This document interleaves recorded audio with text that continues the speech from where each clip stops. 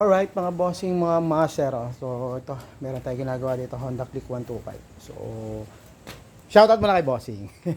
Shoutout kay Pops. So ito, lumayo sa atin from Marikina. So lumayo na tayo. Dati na Marikina tayo. Nasa Antipolo na tayo. So ito yung ginagawa namin dito, maintenance, preventive maintenance, CVT cleaning. So ayun pa yung magneto. Pakita natin yung magneto.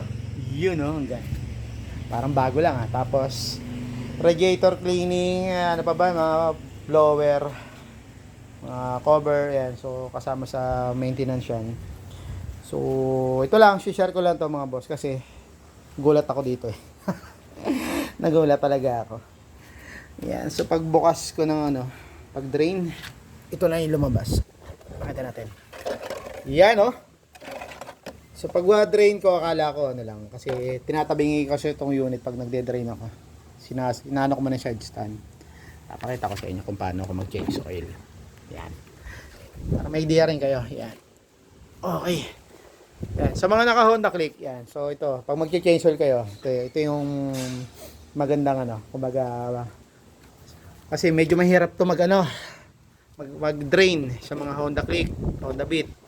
So, ang pinaka-the best yan, itagilid nyo muna. Ayan, tapos lagay nyo sa ilalim, saka nyo tanggalin yung drain. Ayan. So, pag natanggal nyo yung drain, tutulo yan, dahan-dahan, saka nyo iaangat.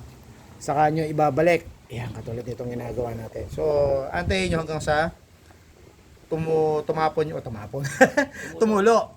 Kasi yung mga, pag nagde-drain kasi sa mga Honda, kalimitan to, tumatabingi sa mga nakaka-experience, alam nyo na tumatabingi yung tapon, yung hulog, yung bagsak. Ang nangyari niya, tumatama doon dito sa may center stand, pumapaling. So pinakamagandang step para hindi tumama, so itabingin nyo muna. Tapos habang umuunti na yung bagsak, yung tulo, yan, ang mangyari niya, mapapatay na yan. So gamit lang kayo ng mga gamit kayo, mas maganda, kuha na lang kayo ng basyo. Yan, katulad ito.